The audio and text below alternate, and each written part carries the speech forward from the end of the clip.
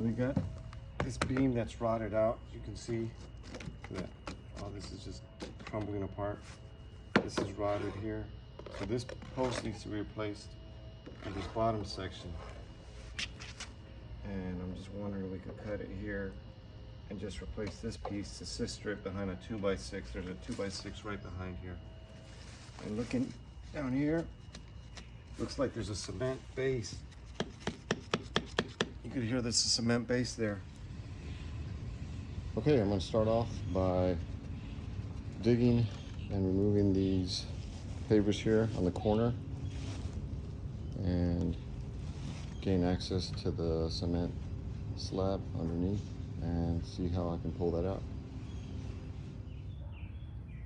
So the reason this post rotted is because it's sitting like 5 inches below ground level. So the dirt got to it and the moisture, and it just rotted it out from within. Now I have to figure out how to remove this 2-foot deep pier of cement so that I can pour a new one with a new post.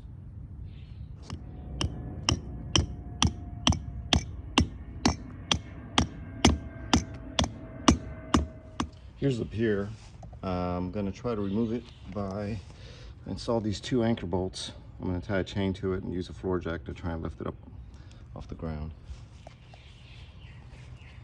Right here I added a 2x4 to support the stringer and the stairs on this side so it doesn't flop over. I also took a sawzall and cut the railing nails to separate it from the beam. Now I'm just gonna see how rotted that is. It comes right off.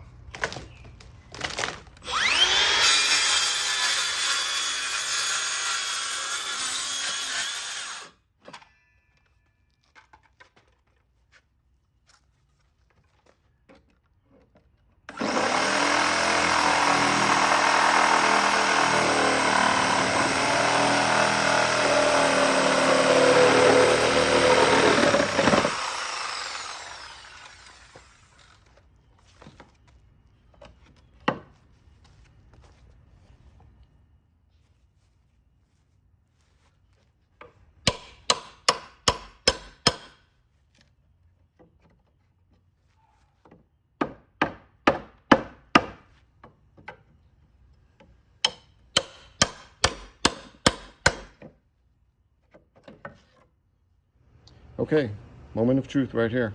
I'm going to try and lift up the pier. I put these 2 2x4s together with 3-inch screws to give it extra strength, you know, doubled up on them. Got this chain, and they're attached to the anchor bolts. And then I have 2 floor jacks, 1 on each side to lift it up evenly. Let's see if it works.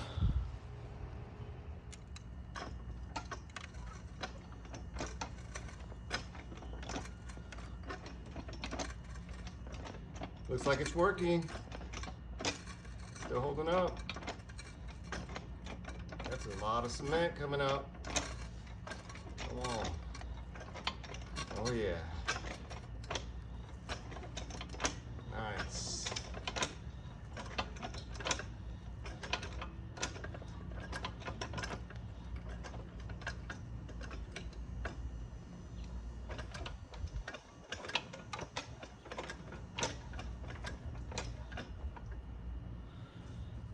Cool.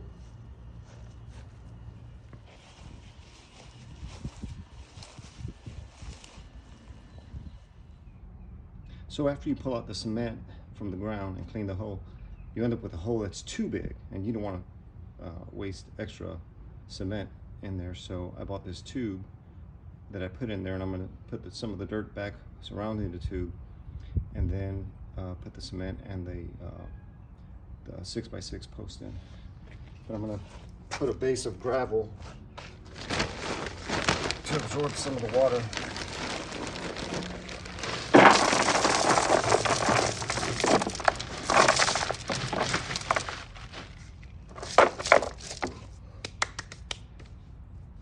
All right, that looks good.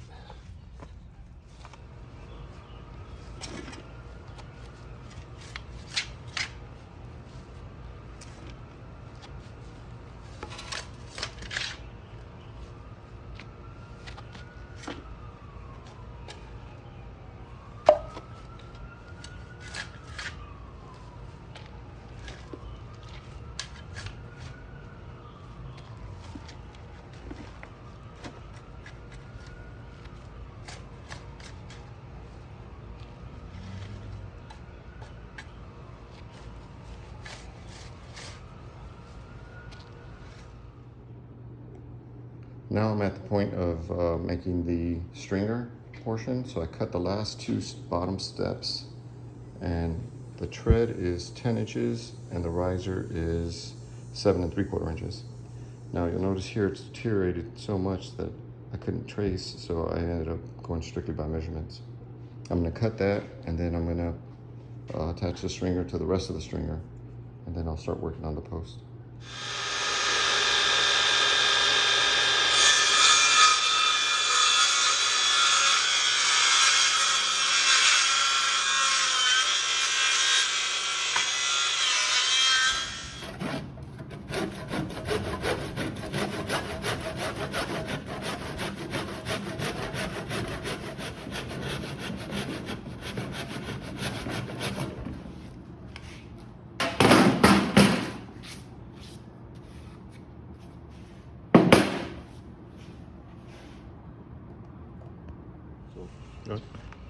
Stringer, the bottom stringer, which is going to cover the two bottom treads, and now I'm going to attach it to the supporting 2x6 in the back.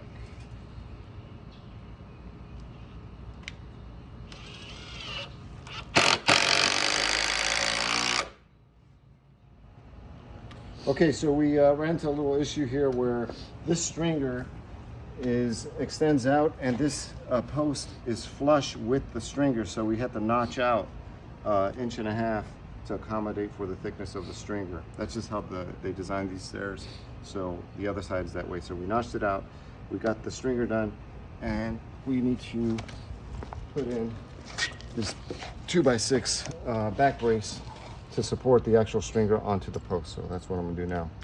As you can tell, it's dark. The project's taking longer than anticipated, but we're making progress.